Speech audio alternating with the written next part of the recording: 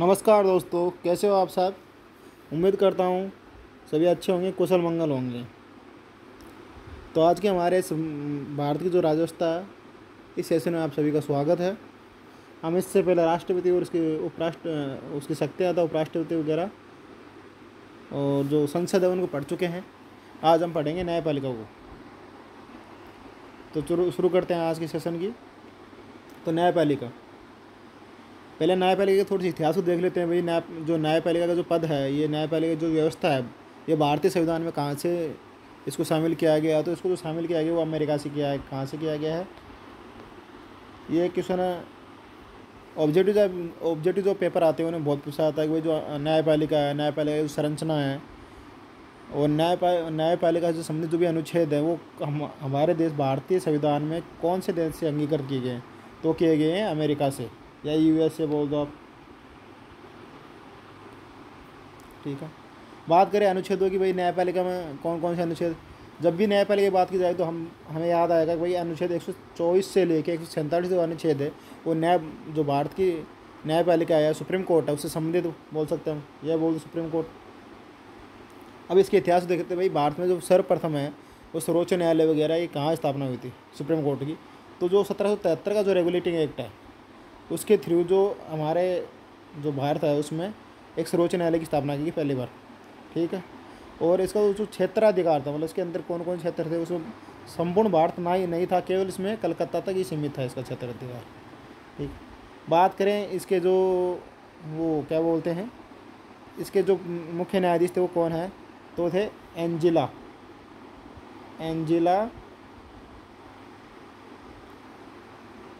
एम्परे और 3 अन्य न्यायाधीश वो इसके साथ शामिल थे इनके साथ। ये मुख्य न्यायाधीश है, उस समय सीजेआई थे।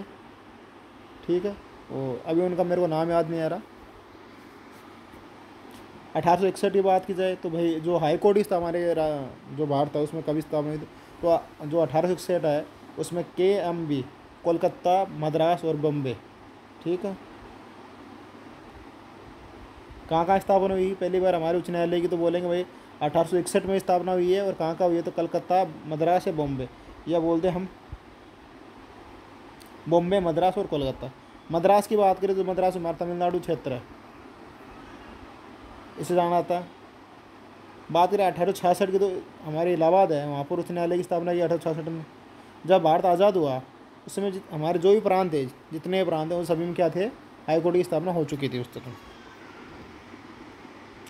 अब कुछ शब्दावली है उन्हें भी देख लेते हैं भाई। सुप्रीम कोर्ट समझे थे। प्रीवी काउंसिल ये क्या था, ये मान लो भारत में किसी को सज़ा सुना देगी है, अगर उसे जब भारत पर ब्रिटिश आधिपत्य था, मान लो उस समय अगर किसी भारतीय को यहाँ भारत में सज़ा सुना देगी है, अगर उसको उस ऊपर वाले न्यायालय में अपील करनी है, उच्चतम न्यायालय में, तो उसे कहाँ जाना पड़ेगा, ब्रिटेन। और ये सर्वोच्च न्यायालय था। ठीक है, फेडरल कोर्ट ये 1935 का अधीन है, भारत सरकार अधीन है, उसके तहत ये आया है पहचान में। ठीक, इसमें ये राज्य और जो केंद्र और राज्यों में जो विवाद होते थे तो कोई उनको निपटारा करता था, उनका समाधान करता था। उच्चतम न्यायालय की बात की, हमारे सुप्रीम कोर्ट की बात की जाए तो यहाँ से हमारे सुप्रीम कोर्ट संविधान चालू है। वह पहली बात 28 जनवरी 1950 को इसकी स्थापना की गई। ठीक है, और संघीय न्यायालय ने जो प्रीवी काउंसिल था, जो फेडरल कोर्ट था 1935 का, इन दोनों का स्थान ले लिया। पहले अगर किसी व्यक्ति को भारत में सज़ा सुना दी जाती थी तो अंग्रेज़ों के टाइम में क्या करता था कि भाई वहाँ उसको अगर उससे ऊपर अपील करने को कहा जाता था, उसको जाना पड़ता, ब्रिटेन जाना पड़ता था प्रीवी काउंसिल के पास अपील करने के लिए। इंपॉर्टेंट क्वेश्चन वही ये बनता है कि जो हमारा सुप्रीम कोर्ट है उससे संबंधित उसकी स्थापना कौन से अनुच्छेद के अंतर्गत है, उसके अनुच्छेद, तो अनुच्छेद 124 में ये कहा गया है कि भारत का एक सुप्रीम कोर्ट होगा। ठीक है, और उसमें एक 1+7 मेंबर है, मतलब ये तो मुख्य न्यायाधीश हो गया, सीजेआई हो गया, और 7 जस्टिस है, न्यायाधीश होंगे। 8 कुल मिला के 8 मेंबरों के द्वारा इनकी स्थापना की जाएगी। ठीक है, वर्तमान की बात करें तो वर्तमान में पता है 34 न्यायाधीश हैं, एक तो मुख्य न्यायाधीश है प्लस 33 अदर है। राष्ट्रपति उच्चतम न्यायालय के न्यायाधीशों की नियुक्ति करता है। ठीक है, सुप्रीम कोर्ट का जो मुख्य न्यायाधीश होगा उसकी भी नियुक्ति राष्ट्रपति द्वारा की जाएगी, अन्य जो न्यायाधीश होंगे उनकी भी नियुक्ति की जाएगी, और जो भारत के हाई कोर्ट के जितने भी न्यायाधीश होते हैं उनकी भी नियुक्ति राष्ट्रपति करता है। इसके लिए वो भारत के मुख्य न्यायाधीश से सलाह करता है। जो अन्य न्यायाधीश होते हैं सुप्रीम सीजेआई के अलावा, उनकी जो जब भी नियुक्ति करेगा तो क्या करेगा भाई, वो राष्ट्रपति जो उच्चतम न्यायालय होगा, जो सीजेआई होगा, उससे क्या करेगा, सलाह करेगा। अब भाई सलाह सलाह से क्या तात्पर्य लें, तो जो प्रथम न्यायाधीशवाद था 1982, इससे बोलते एस पी गुप्ता बनाम बोल दो, मामला बोल दो, एस पी गुप्ता वाद बोल सकते हैं, या 1900 वाद। इसमें तो यह क्या आ गया कि जो सलाह ली जाएगी राष्ट्रपति और मुख्य न्यायाधीश आपसे में जो विचार विमर्श करेंगे, वो क्या होंगे, सिर्फ एक नॉर्मल विचारों का आदान प्रदान होगा, मतलब वो कंपलसरी नहीं है राष्ट्रपति उन चीज़ों को माने, ठीक है, बाध्यकारी नहीं था।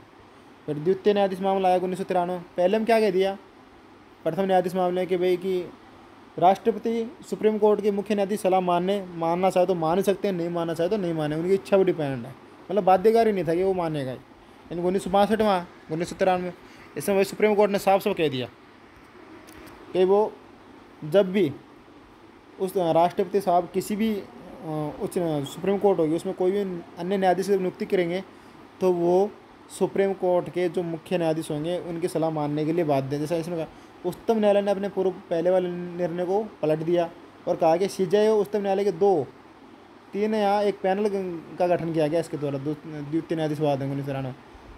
भाई 3 जनों का पैनल होगा, जिसमें एक सीजेआई खुद होंगे और 2 उस न्यायालय के वरिष्ठ न्यायाधीश होंगे, और वो सलाह देंगे राष्ट्रपति को। तो सलाह कैसी होगी, वो बाध्यकारी होगी, यहाँ ये था, ठीक। लेकिन कॉलेजियम शब्द है वो 1998 में हमारे प्रचलन में आया, उससे पहले नहीं था कॉलेजियम व्यवस्था। इसमें यह भी कहा गया कि अगर राष्ट्रपति इसके सलाह को नहीं मानेगा तो उसका कारण बताना होगा। पहली बात तो बाध्यकारी है, लेकिन फिर भी कारण इस मान लो नहीं मानता, तो कारण बता कि भाई ये कारण है फलाना, ये भ्रष्टाचार का दोषी है, या अदर इस पर कोई आरोप वगैरह कोई चल रहे हो, सब मामले विचाराधीन हो, तो कोई आपराधिक मुकदमा चल रहा हो ऐसा कोई। उच्चतम न्यायालय ने यह भी निर्णय दिया कि वरिष्ठ न्यायाधीश को ही मुख्य न्यायाधीश नियुक्त किया जाएगा। सबसे मेन इम्पोर्टेंट भाई 1993 का द्वितीय न्यायाधीश हुआ, उसी में ये कहा गया कि जो सुप्रीम कोर्ट में जो वरिष्ठतम होगा, यानी जो सबसे बूढ़ा उम्र दराज आदमी होगा न्यायाधीशों में, उसे क्या बनाया जाएगा, मुख्य न्यायाधीश घोषित किया जाएगा। क्योंकि जब हमारा सुप्रीम कोर्ट बना उसमें यही थी कि भाई जो वरिष्ठ न्यायाधीश होगा वही क्या होगा, सुप्रीम कोर्ट में मुख्य न्यायाधीश। लेकिन 1973 और 1978 में इंदिरा गांधी ने 2 बार इस प्रावधान का उल्लंघन किया, और जो अन्य जो क्या बोलते हैं जूनियर न्यायाधीश होते हैं उनको क्या किया, सीजेआई बना दिया गया। जैसा सीजेआई की नियुक्ति लांघने के कारण 1973 में क्या हुआ भाई, इंदिरा गांधी ने क्या किया, जो 3 वरिष्ठ न्यायाधीश है, J.N. शैलट, K.S. हेगड़े और A.N. ग्रोवर, इनकी वरिष्ठता को उल्लंघन करते हुए किसको बनाया, 1970 में A.N. रॉय को बना दिया, ठीक है।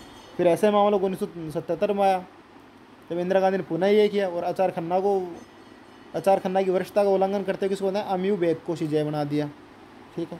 तो जो पहले वाला मामला था 1970, उसमें क्यों भाई ऐसा क्यों किया कि भाई जो जूनियर था उसे तो सीजेआई बना दिया, और जो बूढ़े थे, जो उम्रदराज थे, उससे बड़े थे, सीनियर थे, उनको नहीं बनाया गया। तो उसका कारण था, इसका मेन कारण था जो हमारा केशवानंद वाद था 1973, वो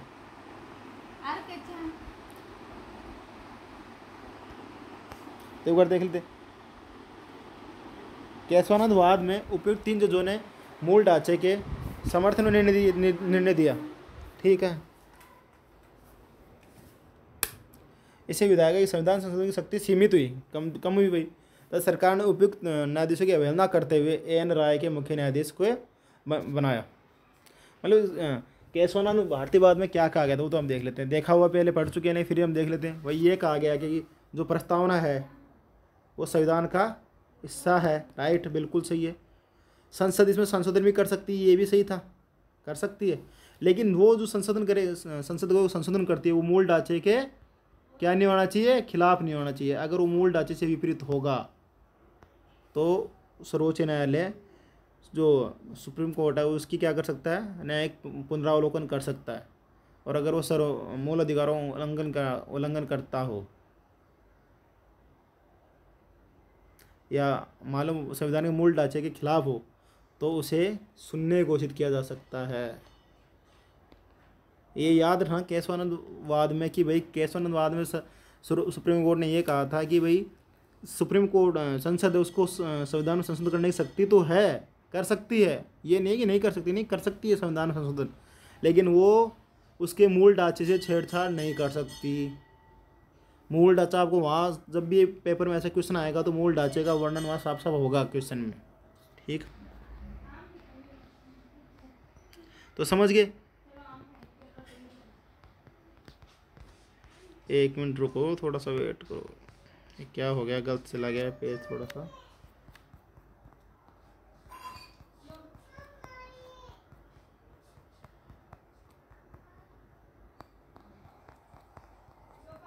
जो सुप्रीम कोर्ट है वो बहुत ही अच्छा टॉपिक है, तो हम इस सुप्रीम कोर्ट को 2 पार्टों में करेंगे धीरे धीरे।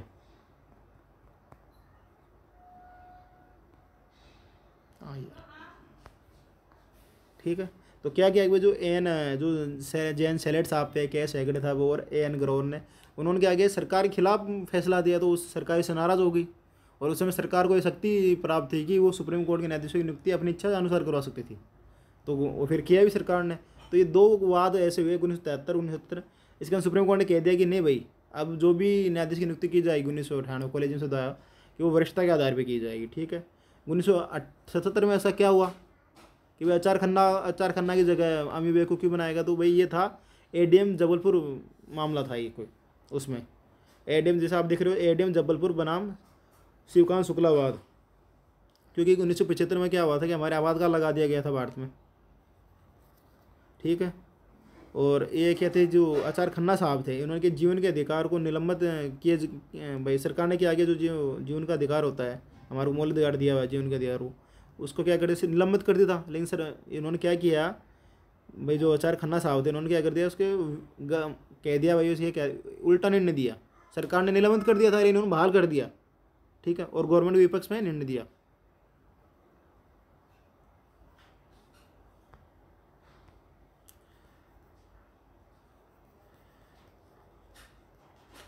ADM जबलपुर वाद क्या है, एक बार हम इसको डिटेल से देख लेते हैं। इम्पोर्टेंट है हमारे लिए। अगर हम RS वगैरह का एग्जाम दे रहे हैं या अदर कोई भी एग्जाम दे रहे हैं तो 1 लाइन हेडिंग तो पूछ सकते थे। RS में तो इसमें मान लो RS प्री में अगर एक क्वेश्चन पूछेगा और RS मेंस में भी इसमें क्वेश्चन पूछेगा तो एक अच्छे लेवल है, 5 नंबर का क्वेश्चन पूछा जाएगा, 50 शब्दों में लिखना है इसके ऊपर ADM जबलपुर बना मामले में। तो अगर आप SSC वगैरह की कोई एग्जाम दे रहे हो तो उसके लिए भी आपको एक बार हल्का हल्का याद रखना चाहिए भाई कि ADM जबलपुर वाद क्या था। तो उसमें क्या हुआ कि भाई 26 जून 1975 के आपातकाल लगा दिया गया। ठीक है,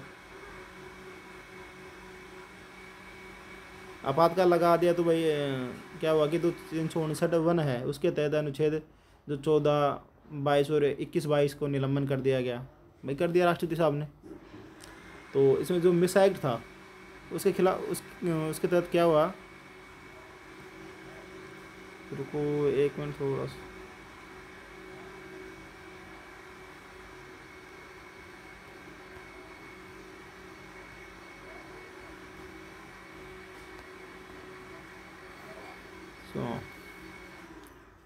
तो इसके तहत क्या हुआ कि भाई मिस एक्ट के जितने भी राजनीति बंदी थे और व्यक्ति थे उन्हें गिरफ्तार कर लिया गया। वही बिना ट्रायल, कुछ नहीं हो भाई, पकड़ लिया और जेल में डाल दिया, सीधा आ जाओ भाई।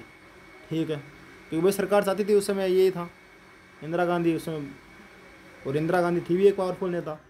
ठीक है, तो इन नेताओं ने भाई हाई कोर्ट में रेट दायर कर दी है। बंदी प्रतिशत जो रेट होती है भाई, किसी भी व्यक्ति को अगर जबरन मान लो कैद में रखा जाता है तो वो व्यक्ति दायर कर सकता है कि भाई मेरे को जबरन रखा गया है और मैं मतलब ये चीज़ें मेरे जो मूल अधिकार है उनका हनन किया गया है, ये बोल सकते। तो सुप्रीम कोर्ट ने केवल अनुच्छेद 72 सुप्रीम कोर्ट में केवल अनुच्छेद 32 के तहत रिट लगाई जा सकती थी जो निलंबित हो चुका था। ठीक है, क्योंकि आपातकाल जैसे लागू होता है वैसे अनुच्छेद 32 क्या होता है, निलंबन किया जा सकता है। ये राष्ट्रपति के ऊपर डिपेंड है। जबलपुर कोर्ट व हाई कोर्ट ने इस रिट को स्वीकार कर लिया और इन बंदियों को छोड़ने का आदेश दिए। जबलपुर कोर्ट ने क्या कहा, भाई ये आपने जो बंदी बनाए गलत किया है ना, और इनको छोड़ दीजिए। फिर क्या किया, भाई सरकार थी वो हाई कोर्ट सुप्रीम कोर्ट से ले गई। सरकार सुप्रीम कोर्ट चली गई तो भाई सरकार ने दलील दी कि आपातकाल में राष्ट्रपति को अनुच्छेद 21 का निलंबन करने की शक्ति है। ये ठीक है भाई, कर सकता है। अतः हाईकोर्ट 21 के इस मूल अधिकार जो 21 में मूल अधिकार दिए गए उनके आधार पर रिट की सुनवाई नहीं कर सकती। और हाईकोर्ट ने क्या कहा, हाईकोर्ट ने ये कहा कि भाई जो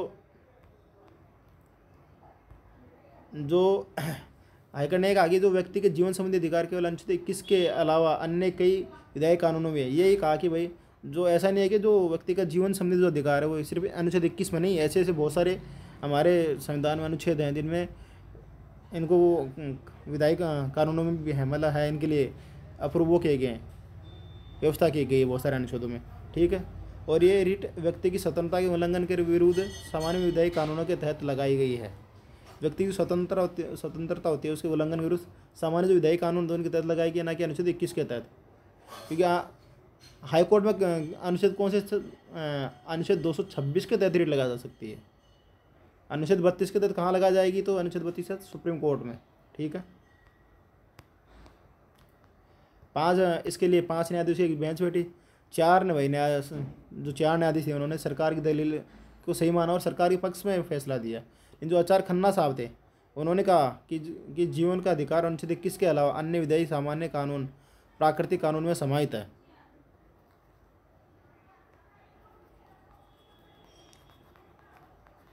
क्या क्या भाई, ये अन्य विधायी कानून में शामिल हो रही है, प्राकृतिक कानूनों में समाहित है।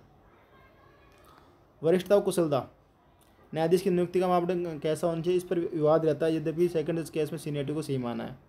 तो भाई आपसे कहीं पूछा जाए कि भी जो वरिष्ठता की बात की जाती है, वरिष्ठता के आधार पर जो न्यायाधीश की नियुक्ति की जाती है, ये कौन से कब से मतलब अस्तित्व मानने की, तो भैया मेरे जो सेकंड जजेस वो केस हुआ था 1993 में, उसके बाद में अस्तित्व मानने लगी।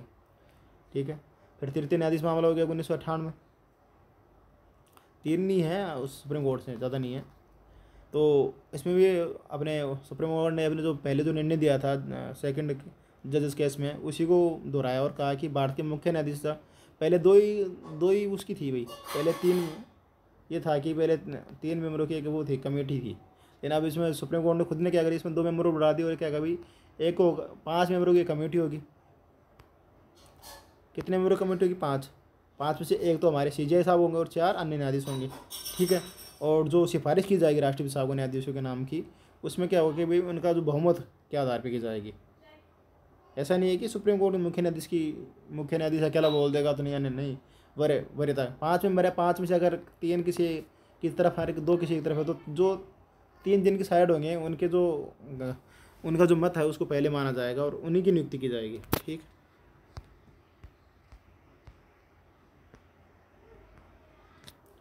यदि कॉलेजियम 2 सदस्यीय सलाह से असहमत राष्ट्रीय सलाह मानने के लिए बाध्य नहीं है, लेकिन ये प्रावधान अब है नहीं वर्तमान में, थोड़े करेक्शन है करने पड़ेंगे हमको। ठीक। फिर भी आप देख लेना, ये पुराने हैं। तो भाई अगर मान लो 2 न्यायाधीश असहमत हैं राष्ट्रपति,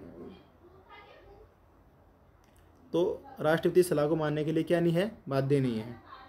ठीक।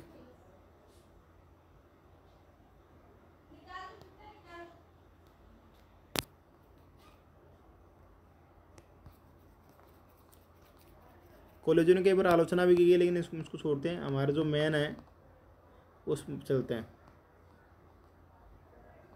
हाँ, कॉलेजियम की व्यवस्था में सुधार के लिए एक समिति वो बनाई गई थी, NJAC। इसका गठन किया गया था नेशनल ज्यूरिडिक जस्टिस एसोसिएशन कमीशन, ऐसे कुछ था, एसोसिएट ऐसा। अब तो इसको ख़त्म कर दिया गया है। इसमें कुल 6 मेंबर होते थे। एक तो भारत का मुख्य न्यायाधीश होगा, उसके बिना 2 न्यायाधीश होंगे इसमें, और एक विधि मंत्री होगा, और 2 अन्य न्यायाधीश ऐसे होंगे जिनमें एक तो ST SC या अल्पसंख्यक और एक महिला होना आवश्यक है। कार्यकाल 3 वर्ष है। पुनर्नियुक्ति हेतु पात्र नहीं था इसमें। नियुक्ति की बात की जाए एक समिति द्वारा की जाएगी। समिति सदस्य CJI PM विपक्ष नेता होगा। ये 99 संविधान संशोधन हुआ था हमारे, उसके द्वारा इसको संवैधानिक वैधता दी गई थी। लेकिन फिर क्या हुआ, सुप्रीम कोर्ट ने इसको क्या कर दिया, शून्य घोषित कर दिया, अवैधानिक घोषित कर दिया, खत्म हो चुका है। ये हमारे लिए इतना इंपॉर्टेंट नहीं है।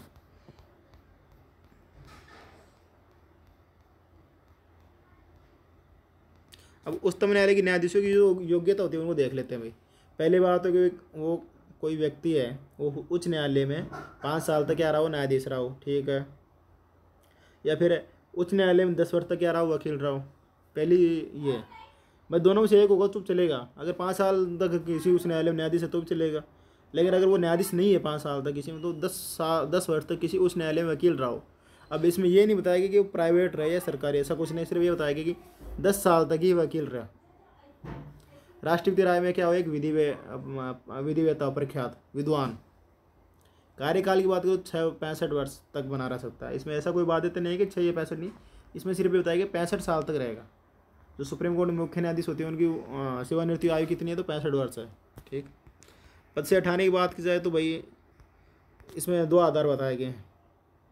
एक समता और एक सिद्ध कदाचार। हटाने का प्रस्ताव है वो किसी भी सदन में लाया जा सकता है भाई, लोकसभा राज्यसभा किसी भी सदन में लाया जा सकता है, ठीक है। राज्यसभा से लाएंगे तो 50 सदस्य होना चाहिए उसमें, और लोकसभा से लाएंगे तो 100 सदस्य, उस पर हस्ताक्षर होना चाहिए उनके।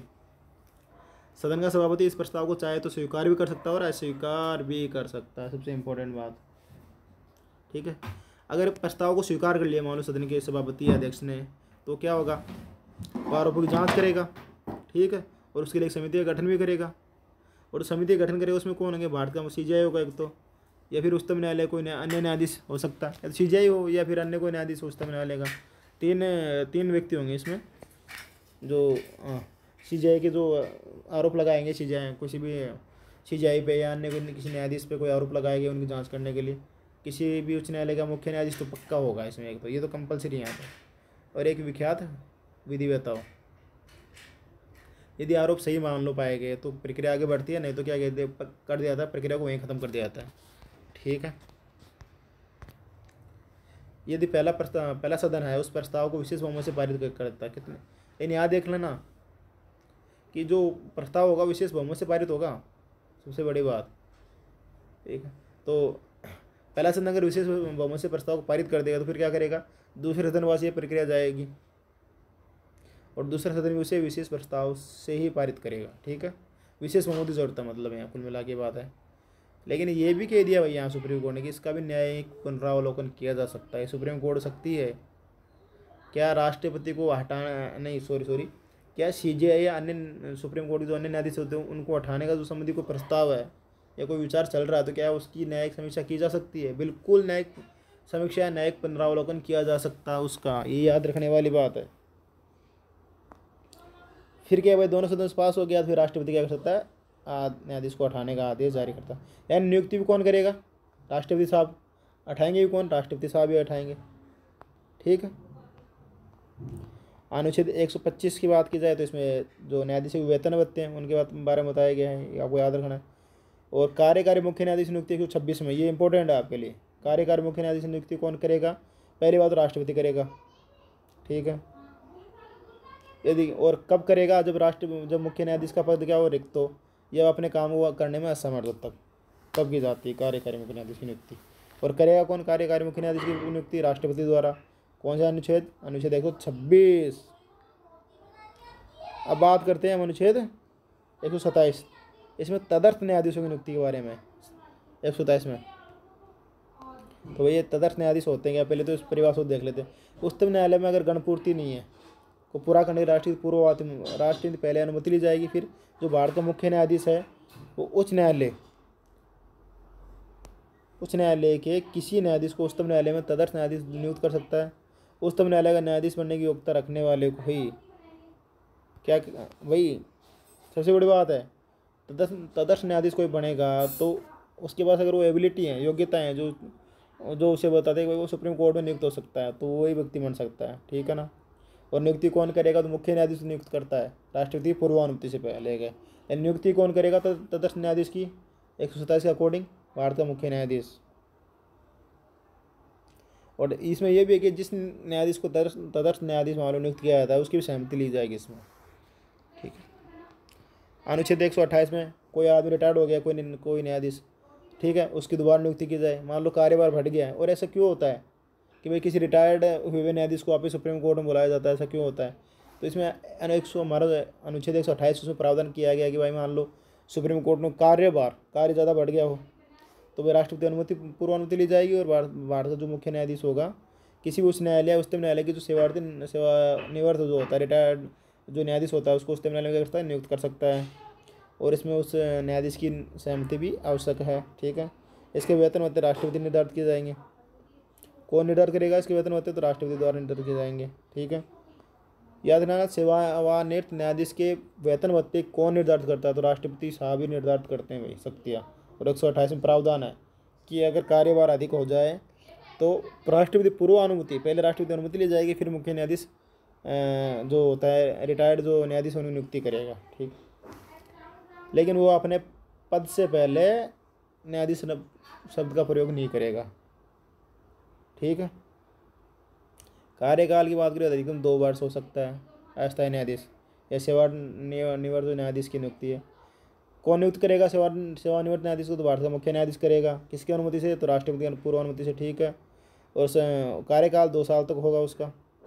वेतन भत्ते कौन नियुक्त किए जाएंगे? तो राष्ट्रपति निर्धारित करेंगे उनके वेतन। तो अभिलेख न्यायालय, पहले समझना अभिलेख न्यायालय होता क्या है।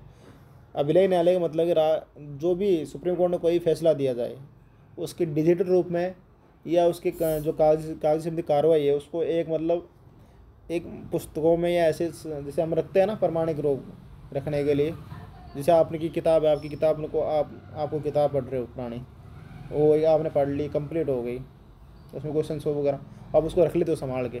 तो वही जो सुप्रीम कोर्ट जितने भी फैसले दिए गए तो उनको संभाल के रखा जाएगा। अभिलेख न्यायालय का मतलब ये है। ठीक है। अभिलेख न्यायालय की नियुक्ति 129। उच्चतम न्यायालय का स्थान होता है 130। वैसे दिल्ली है, लेकिन वही राष्ट्रपति पूर्व अनुमति राष्ट्रपति की पहले अनुमति लेकर जो भारत सुप्रीम कोर्ट का मुख्य न्यायाधीश होगा वो किसी अन्य स्थान का भी निर्धारण अन्य स्थानों पर भी मतलब कि उच्चतम न्यायालय कि वो लगा सकता है, बेंच लगा सकता है, उसकी मीटिंग बुला सकता है। ऐसा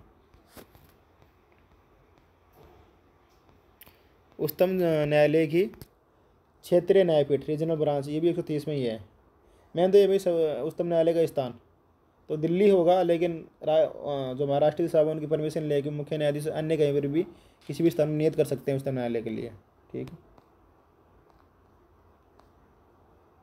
तो इसी के साथ जो हमारा एक पार्ट है, क्योंकि उच्चतम न्यायालय एक बड़ा टॉपिक है और इसको समझना बहुत ज़रूरी है एक एक चीज़ को। तो हमारा एक पहला पार्ट आज कंप्लीट हो गया। अगर इसमें आपको कुछ समझ भी नहीं आता तो मैं कमेंट बॉक्स में ज़रूर बताएं। हमारे इस चैनल के साथ बने रहिए। हम यहाँ आपको कंप्लीट पॉलिटी कराएंगे, एक एक अनुच्छेद जो आपके लिए एग्ज़ाम ज़रूरी हैं वो सभी करवाएंगे। हम लक्ष्मीकांत और जो ये आप देख रहे हैं स्प्रिंग बोर्ड के नोट्स हैं, PDF हैं, इनसे आपको पढ़ा रहे हैं। अगर इनमें कोई कमी है तो हम यहाँ संशोधन करते हैं हम लक्ष्मीकांत को पढ़ के। अगर आपको ये सेशन अच्छा लगा हो तो लाइक करें, वीडियो को शेयर करें और चैनल को सब्सक्राइब ज़रूर कर दें। Thank you. और अपने सुझाव हमें कमेंट बॉक्स में ज़रूर पिन अप करें। धन्यवाद।